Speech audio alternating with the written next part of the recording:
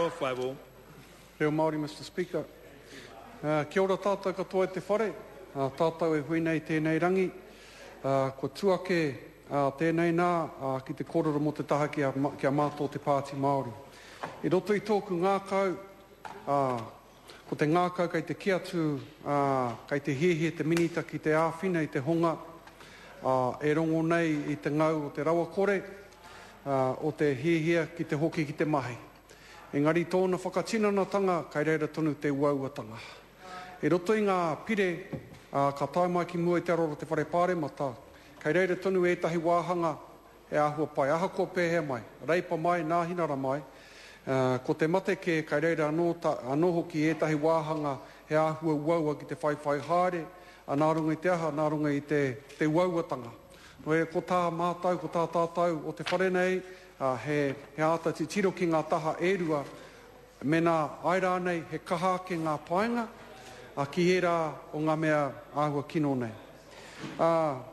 Mena ko te tikango tēnei pire, he whakarite i ētahi huarahi kia tangohia ngā here o te krauna ki runga i te tangata, he mea pai tērā, he mea pai rawa atu tērā. Engari, tōna whakatinanatanga pēnei tā koe kōrero nei kei reira tonu te uauatanga. Ko roa te ao Māori e kōrero ana, ka are e tika ana kia noho here te Māori ki te pēnihana, ki te krauna.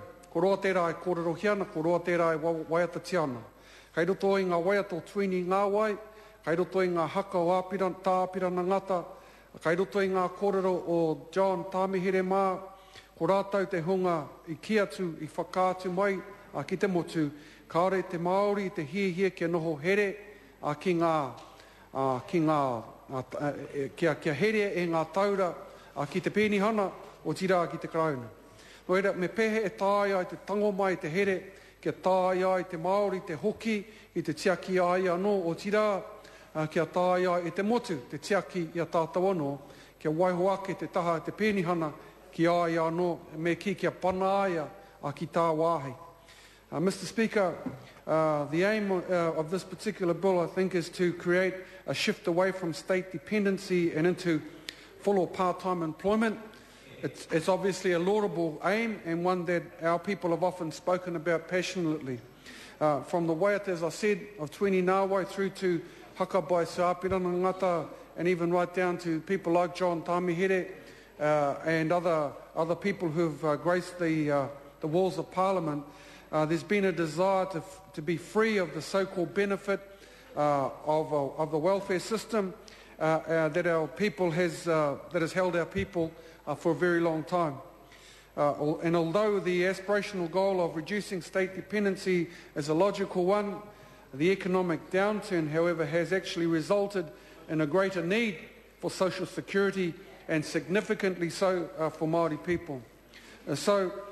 Can this be realistically achieved if there is a shortfall in the employment sector? A big factor in obtaining and keeping work is the availability of jobs, but the needs of the whānau remain the same whether the jobs are there or not. And right now the stats tell us, as recently as of today, that the unemployment rate in particular for Māori is going up and up. And thereby lies some of the issues that we face. Because Māori are disproportionately represented in the beneficiary sector, coupled with the downturn in the type of jobs our people expect to be employed in, so the bill would probably be detrimental to Māori at this point in time.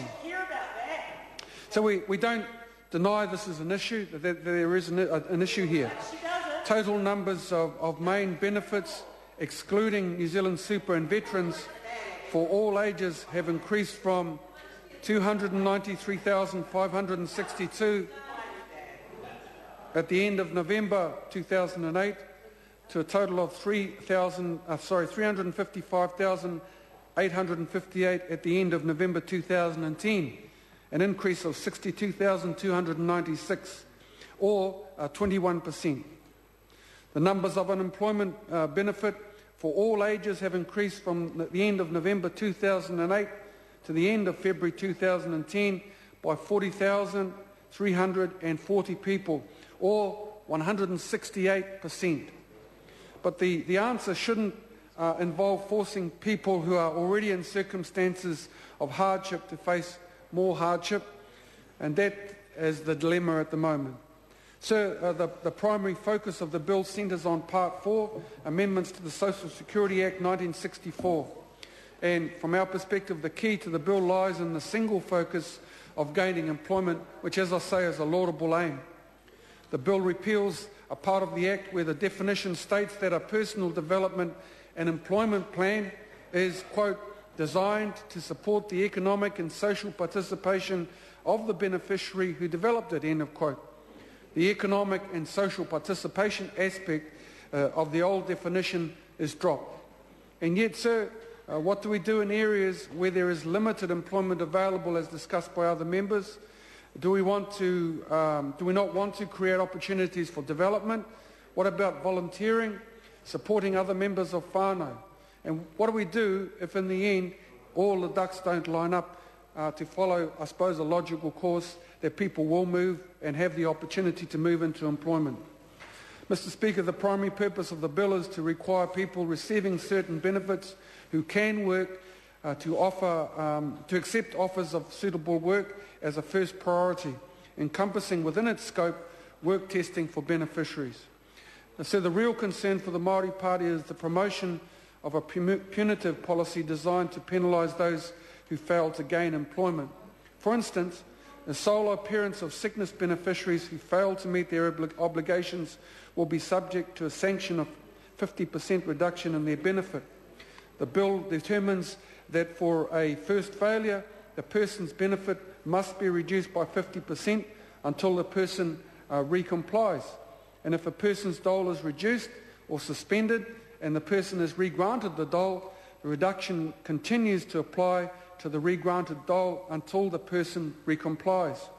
Mr. Speaker, of course it's not just beneficiaries that bear the brunt of this policy's effects. In fact, the Child Poverty Action Group also warns that the changes proposed under the government's future-focused legislation, which insists on 15 hours paid employment, will worsen child poverty if parents are unable to find jobs.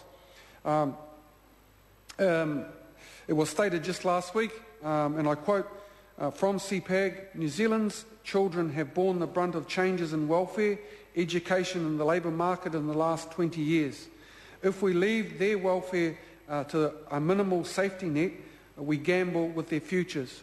Children's needs must be at the centre of policy decisions, not a byproduct of an increasingly precarious and volatile labour market. Sir, we say that they have a very valid point. In addition, there is of course concern regarding the availability of part-time work and the 90-day probation period, especially where solo parents are concerned. We're interested in solutions actually in terms of how we can contribute as a party, which turns the fortunes of our people around.